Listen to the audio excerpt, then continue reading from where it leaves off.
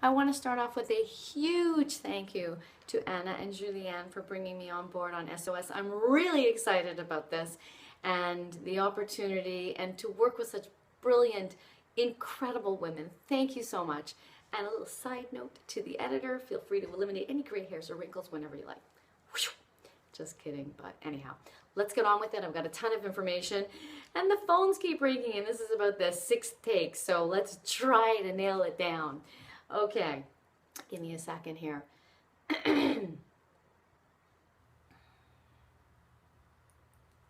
Welcome to How to Build a Website that Converts Web Traffic into Clients. Congratulations, you did it. You joined the group of brave and courageous people who've decided to start their own business. It's a tough thing, congratulations. Now it's time to get you some clients. Where do you start? Right here. I'm Dana Weber, founder of Make Motherhood Incorporated. We're over 200 moms who take care of your business like it's our babies. We help small entrepreneurs and business people get it done. And what is it, you might ask? It is building your website and everything that goes into it. It's your domain, it's your hosting, it's your logo, it's your tagline, it's your content. And your content is made up of the text, it's made up of visuals and images, it's made up of videos and MP3s. So we work with a lot of coaches, we work with HR specialists, social workers, culinary, foodies, some restaurants, interior designers, personal style coaches, hairstylists, HR specialists, distributors, manufacturers, retailers, anybody. We love building websites. So before we start, you might ask yourself the question, do I really need a website? And absolutely, you absolutely need a website. There are many, many reasons why, but I'm going to give you the top 10 reasons as quickly as possible so that we could get on with it. Top 10 reasons why you need a website. So number one, 100% client accessibility. Have you ever used your cell phone in the loo, the restroom, the toilet, the washroom, whatever you call it? I'm speaking to the SOS global community here. Have you? You may not be willing to admit it, but the fact is, many people do. And in fact, 19% of people have dropped their phone into the toilet. So there you have it. People are accessing online from the bathroom, the boardroom, the beach, from everywhere. They're also accessing it from their cell phones. They're doing it from their iPads or tablets, their laptops, their desktops, and soon to be on super high-tech watches, coming soon. So they're accessing it everywhere. So don't you want your product and service there for someone to find, where they can find you? So, number two, 24/7 global reach. So we go to sleep, but our websites don't. Why not have people be able to find out about you while you're sleeping? We live in 24 time zones across the globe, and people are searching online all the time, all over the world. Why would you want to miss out on that? Even the Masai Mara man in Kenya may be interested in your services. Who knows? So number three, you need new clients. We always need to be building our pipeline. Why not have something that can build it for us while we're at the beach or while we're sleeping? You want to have a place where people can find your information, your services all the time. You also need a place when somebody meets you that they can go back to and find out more information about you. So it's also great for that. Number four, just Google it. What do you do when you're looking for information? Tell me you don't sit down in front of your computer and do a search. We all do. It's our impulse is to search on Google. Number five, you want to share your ideas. You want to be an influencer. And you can do that by positioning yourself as an expert. When you share your knowledge online, you begin to develop influence and people start to listen to what you have to say. It's a perfect place to put your thoughts, your products, your ideas there. Number six, speed to market. In the past, when you had a new product, what you had to do was, it took months to get it out there. Today, you go into your back end, and pop, you put in your new offer. So if you're a coach and you teach mindfulness, maybe you do an online course once a week for adults, well, and you decide, hey, I'm going to try to do this with a targeted market. Like I want to try to do it with pregnant women because maybe their needs are different. That takes seconds. So to convert ideas into action, speed to market, number 6. Number 7, you have a virtual storefront. Like it or not, you have an opportunity to build passive and active income. So that means when you're retired, when you're on holiday, when you're sleeping, your site can make money for you. You can have products and services that doesn't take anything, like an ebook, for example. We'll get to that later. So your website is a store where you can sell your products and your services or share your information. Number 8, your competitors are online. So guess what? If they're there and you're not, over time, your business is going to die. It's just a fact. 50% of people today actually, they search on Google or they search on YouTube. Universities aren't giving out email addresses anymore because students are using portals. Can you imagine that email might be obsolete in the very near future? So you want to ask yourself, where is my business going to be in 5 years? I may not think I need it today, but in 5 years, who is going to be purchasing my services or products, right? So who is my target market in 5 years? And really, you need to be there. Number 9, measurable results. In the past, let's say you ran a print campaign in the newspaper or a radio ad, you had to ask clients, or people who called or got in touch with you, where did you hear about this? So you had to keep doing that. When online, there are statistics that you can go into your back end and you can see, when you put a new product out, how many new people came. You could see where they're coming from. You could see which search engines they used. So taking that information is really advantageous. Number 10, you have a business. So print media is dying, actually. If newspapers, people are reading online, and even business cards, they're going to be gone, or they're going to be just a QR code or just a website. None of that information. So basically, if you have a business today, you need a website. Point final. Now you know that if you're in business, you need a website. You also need to know the 3 main mistakes people make when building a site. Number 1, they make an unappealing, boring site that doesn't engage their target audience. Look at the screen. What do you do when you see that? You click off. Number 2, they create a site that doesn't convert traffic and it ends up costing money rather than making money. It has no potential for growth. It's not SEO friendly, it's not easy to manage, and it's not expandable. So what that means is when you're building a site for the first time, you want to build a foundation that you can grow from. So for instance, you may not have e-commerce at the moment, but maybe in 6 months you decide to do that. So you want to make sure that you build a foundation that allows you to do that. So you know you need a site. You know what to avoid. Let's get to the real juicy part. Okay?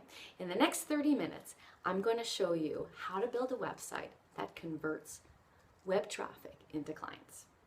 So, whether you want to take a stab at building a site yourself or whether you need help, I'm going to point out the 10 most important aspects for building your site. The more of these points that you integrate into your site, the more successful you'll be at capturing new leads and new clients. When somebody gets onto your site, you have to wake them up. They're sleeping. There's got to be something on there that says, wow, I want to stay here. Otherwise, they won't convert into a client. People have to be alert and engaged when they find your site. So here we go. Tip number 1. Okay, the site, you want to design a site and a brand that you love. Okay, so it should represent you and your passion. When people are on your site, they need to feel you. It needs to make sense. If your approach in life and with clients is lively and bubbly, well then your site needs to convey that. It's got to match you.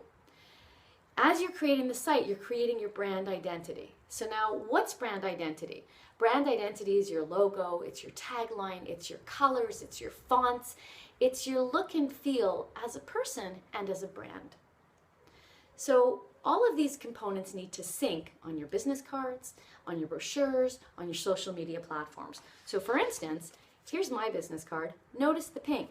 Notice the pink jacket. I love pink. There's a lot of pink in what I do. Here's a postcard that I designed. So there's a lot of similarity, a lot of same colors. It's really important, okay? Here's a great example of a cohesive brand identity, okay? Rebecca Mitchell, Boutique and Interiors. Rebecca is direct. She dresses on trend. She's got creative, fresh ideas. When I think of the word fresh, I think of the color green, don't you? So all that's matched on her site. It has a contemporary feel. It uses color and design that makes you feel trendy and calm and zen. Here's another example. Meet Myra Gibrovich. She's a genocidal trauma recovery specialist. Pretty heavy duty title, and her work is solemn and pretty somber. So it's really important that her site kind of looks like that. In fact, Myra herself is a Holocaust survivor, and so she's very insightful and carries a lot of seriousness to who she is. So you can see the earth tones, you can see the sepia, so it fits together. What this does is it creates authenticity and trust. The poor kitties. Okay, all right, guys. Sorry about that. The more your site feels like you, the more authentic the user experience. There's an interconnectedness in who we are and in what we do. And when they merge, there's a feeling of trust for the user, okay? So chances are, if you love your site, it's because it's you. So it means that the moods, the colors, the look and the feel work. Tip number 2, you want to communicate quickly and clearly. So is your marketing message concise? Do people get it really, really clearly? Because you've got 3 seconds maximum to convey that, believe it or not. You got to pass the 3-second test. When people hit your website in 3 seconds, they should get what you do, if possible. If you don't, if you're not striking, you're going to strike out. That's what happens, and they're going to click off. So how can you be striking? There's a couple of ways to be striking. One is with visuals, as you can see. So you want to give the viewer some eye candy. How clear is that, right? I'm sure all of you thought eye candy.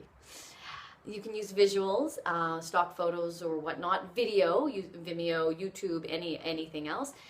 You can use icons, illustrations, colors. Here's a great example. 1, 2, 3. So I bet you knew what Wanda Malfara does. She is a portrait photographer, and you could tell that within a second. That's the goal. Here's another example and way of communicating quickly and clearly is by using formatting. So when you have too much content or it's too messy, this is nice and neat, and you can see the tabulated menu at the bottom. Number 3, you want to create captivating and compelling content, okay? So it should be gripping, it should be targeted, and it should be fresh. So it's about quality, not quantity. Here's an example of there's too much content. People aren't going to read this. It's great, there's some formatting, and it's in columns, and there's bullet points, but people are going to click off. That's what happens. Here's an example of too much content. Your eye has no idea of where to look. Okay, so in terms of having compelling content, so people are on your site, here's a great example. Have you ever read 50 Shades of Grey or know anyone who does? See, it's an example of there's something there that grips the reader so that they stay. It's very important to get people to stay on your site. It needs to be targeted. You have to think about who you're talking to, what they want to know, what they want to feel, and it needs to be fresh and active. Here's a great example, okay? There was a video on YouTube called First Kiss. Look it up. I don't know if you've heard about it, but the video went live in March, okay? It's a video where 2 strangers meet in a room and they start kissing. And there's 4 series of this. In 2 days, the views hit 10,000. In 2 months, it was over 80 million views. By now, I can't even imagine because that was last March. Anyhow, it's like a car accident. You're compelled to watch. It ended up being a clothing ad, but that's not what people noticed. People just watched. You want to have content like that on your site, visuals and video that make people stay there. Okay, so you want to achieve this by creating, sorry, take a text, stop there, editor needs you. Okay, let's keep going. So you have to try to achieve compelling content. Nope, not ready yet. So this isn't right. Okay. So you need to have compelling content. If you need some help on how to do this, see the Stepping Up Skills video called How to Create Captivating Copy. You can try it yourself. You may want to hire a copywriter to help you with this if you're having trouble though. Number 4, you want to be responsive on all devices. Okay? Is your website mobile responsive? Is your website mobile responsive? 50% of search today is happening on mobile devices. That means tablets and phones, okay? Cell phones. So your content has to shift to fit the screen size. Have you ever been on a phone and you've got to scroll down and scroll over and you can't see it, so what do? You click off. Content shifts, adjusts to suit the screen size. That's what mobile responsiveness is. So imagine your content is like water and it fills the space of the vessel that it's in. So if it's on an iPhone, it condenses to that size. If it's on a tablet, it expands to that size. The menu, the toolbar, everything should be expandable and retractable. Mobile money, okay? So by 2020, 50% of online purchases are going to happen on mobile devices. 50%.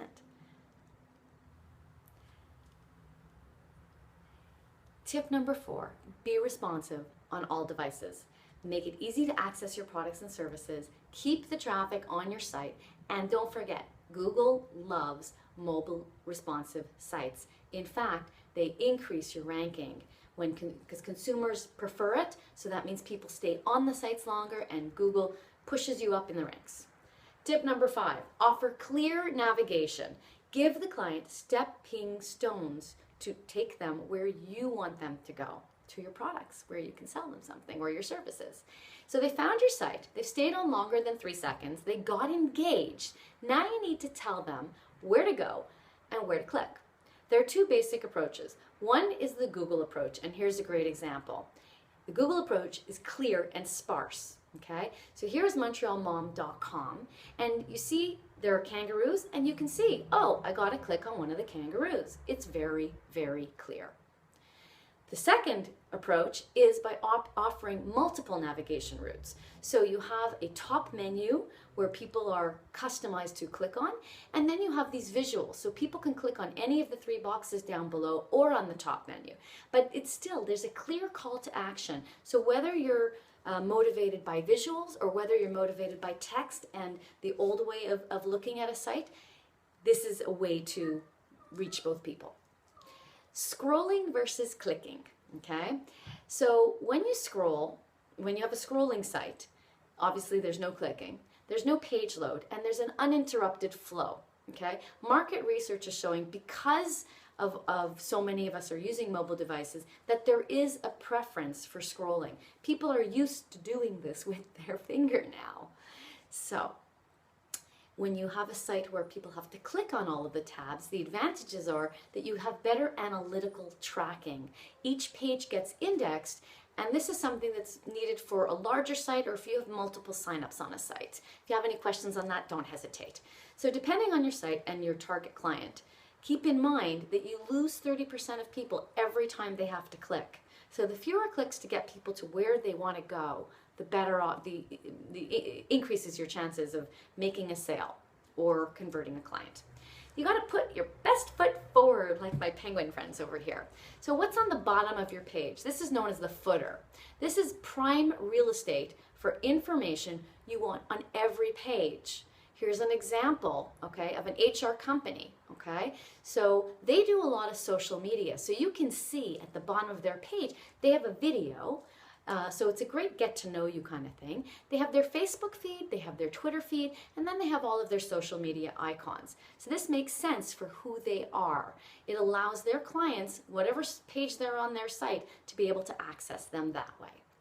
Number 6, you want to build active or passive income. Okay, so what are you selling? Are you selling products, services, or information? Because we're all selling something. When you sell something, you've got to consider, okay, how are people going to pay? Because you can use your website for payment processing as well. And there's many different opportunities to do that. You can do something simple like using PayPal or Alert Pay or something similar, or you can move to a full commerce integration. Moneris, Payment Tech, depends what country you're in. Keep in mind that you'll need an SSL certification for that. So that puts when you see HTTP, the S, that's for secure. So when you get the certification, you get that S. So here's a site that's selling products, and in fact, this site used a plugin for Etsy, which is an online community of people who make handmade crafts selling their crafts, their products. So we used a plugin, and that saved a lot of costs. Here's an example of somebody who might be selling programs or packages. So you see, this is iStock Photo, which some of you may need when you build your site. It's one stock photography site. And you can purchase 10 credits or 30 credits or 60 credits. And the more you buy, the cheaper it is. So you can offer whatever it is. You could bundle your classes, your services, your products. People also sell classes and workshops online, live or online. So whether you're selling, okay, that was a little confusing. Whether you're selling a live class, you could still sell it online, or whether or not you're selling webinar series like Start Out Steps over here, SOS. Okay, and some people are selling advertising or influence. This is particularly the case with bloggers. So the fact is that we trust our friends and third parties much more than companies, okay? So what happens is that companies approach individuals who have influence, and they ask them to do a product review or to become an ambassador for their company. So are there any companies that maybe could use you to do that? When visitors are on your site, okay, you could offer links to other companies, and you could be selling for them. So, hang on a second, editor. Oh boy. Oh man. Okay.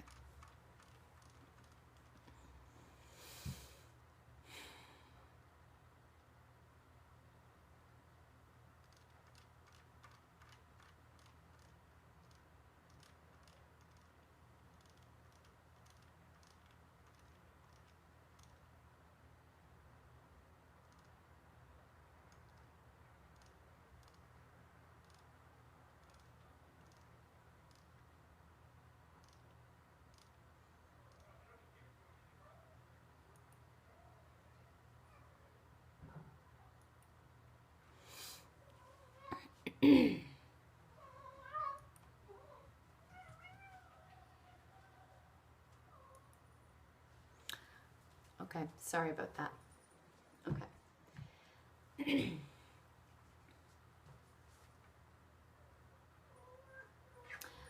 When visitors are on your site, you have an opportunity to sell for other companies. This is called becoming an affiliate.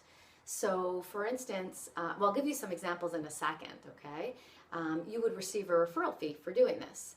So for instance, if you're a clothing style or an image consultant, right, you might be an affiliate for Hurley, for French Connection, or for Bench. If here's the site Share a Sale. It's a great site. It lists all affiliates. So if you are looking to do one, then that's a great way. That's a great site to look at. If you're a decorator, you might might be an affiliate for Whirlpool or for Joss & Main or for a lighting company like Lumens. If you're a blogger or a coach or a writer, maybe you are an affiliate for Amazon or Osborne Books. So this is an opportunity for everyone to be a salesperson. Like soon we're all going to be salespeople. All of our sites give us an opportunity to promote other people's products where there's good cross-merchandising. So, ebooks, okay? Online book sales in 2017 are going to surpass print.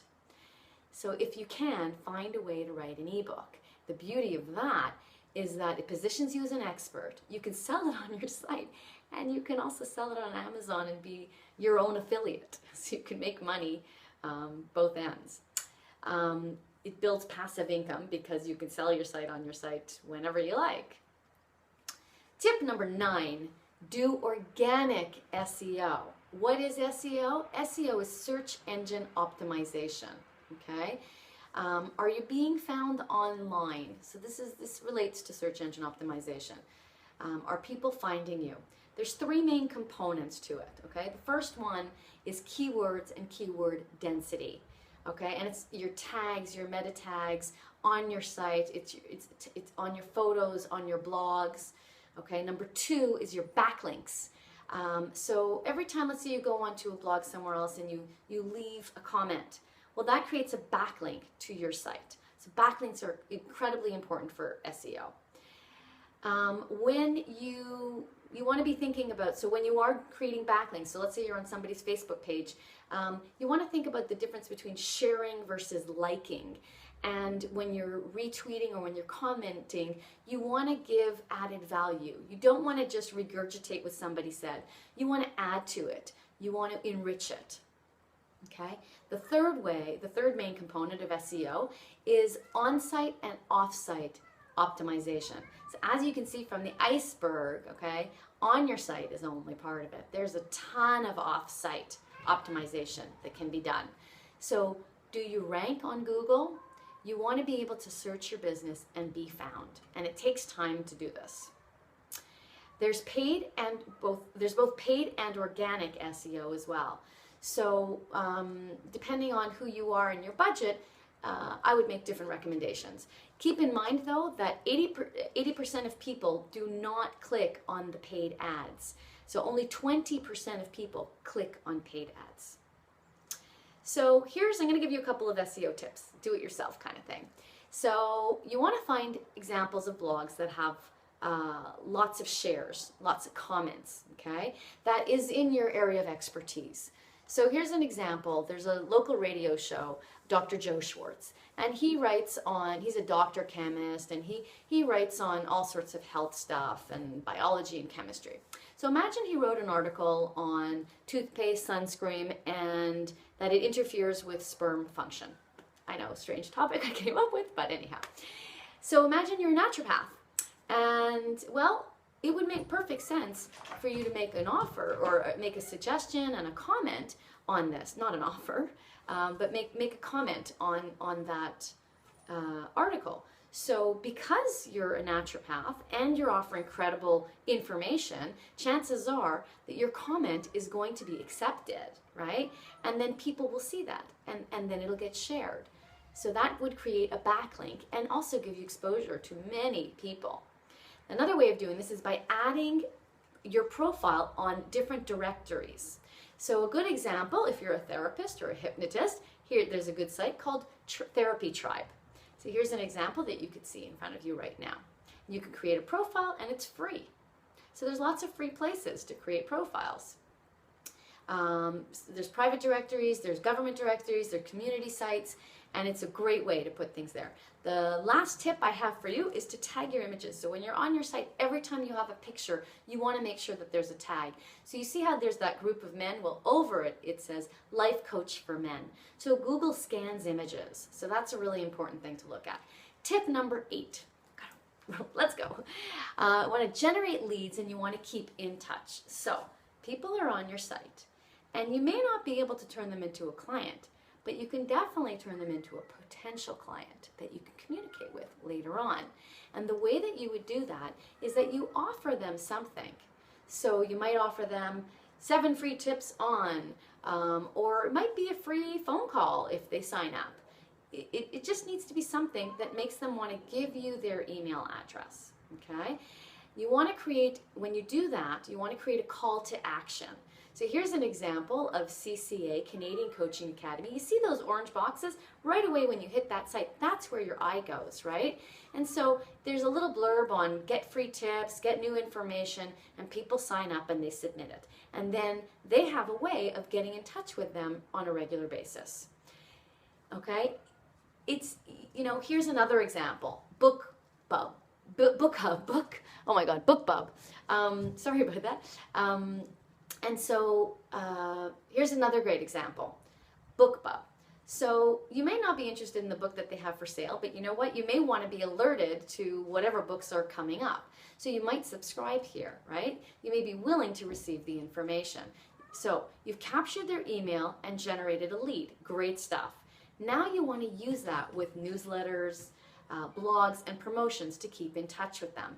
Because you have to remember, if you're out of sight, you're out of mind. So you do want to keep in touch with an email marketing program like eye contact, vertical response, constant contact, MailChimp. There are many to choose from. So here's an example of a newsletter from Points of View Pro, and they're sending out to people their information quarterly, monthly, with whatever frequency. Tip number 9, build community and great client relations through social media. Can't forget that one. So 600 million, kajillion, billion, trillion people use social networks every day. Do you? I think you want to be there. It's a little overwhelming, but 93% of marketers use social media for business. Don't get overwhelmed, because you can just choose the one that's right for you. They're all a little bit different, and it's like anything else. When you don't know something, it can be, how do I jump into this? How do I do this? What's right for my business? So there are things that make sense for different business types. How do you decide what's right for you? Well, here's just a couple little tidbits. So Twitter is super quick. It's limited to 140 characters. It's less visual, and it has a fairly young target. It has a fairly younger market. Pinterest is great if you want to share a lot of images. So if you have products, or you're a food company, or a travel agent, or you want to share quotes, or you're an interior designer or a personal stylist, it's a great tool for Pinterest. Pinterest would be a great tool. LinkedIn is more corporate based. It's more professional based. And so if your target market lives more there, well, then that would be the place to be. Google Plus tends to inhabit the, there's more men on Google Plus, and there's also a lot of young people on Google Plus. Facebook, we can't forget Facebook, right? So the big three are Facebook, Twitter, and LinkedIn. Those are the big three. There are many others. Pinterest is huge now. There's many, many, many others. So Facebook, it's a great place to build community. So if you're trying to build a community and ongoing contact with your clients, this is a good place. You want to remember that you want to be brand consistent with your blog, your newsletter, your social media, and your site. Okay, the last tip. Ready for it? Analyze your stats. So are people staying on your site? When you have a website, you want to make sure that you go into your back end and you look at your statistics. Google Analytics, StatsPress, you want to make sure that your site has some statistic analysis, okay? Because are people signing up? Are people, what percentage of people are clicking off of your site? What percentage of people are signing up to the newsletter, reading, calling you, okay? You can see what countries people are coming from, and then you can give them compelling content that is applicable to them. You can see which blog posts work better than others. So after watching this video, you've learned the reasons you must have a website. You've learned what can happen if you don't have a website. And you've learned the 10 ingredients you need to convert web traffic into clients. Whether you're just starting out or you've been in business a while, the thought of designing a website can feel a little overwhelming. Sure, you know what you want to be there. You want to know what should go in it, but actually doing it and making it look professional, well, that's a whole other thing. So, like many other heart and soul-centered entrepreneurs, you may be concerned at incurring costs when, okay, let's go back. Sorry.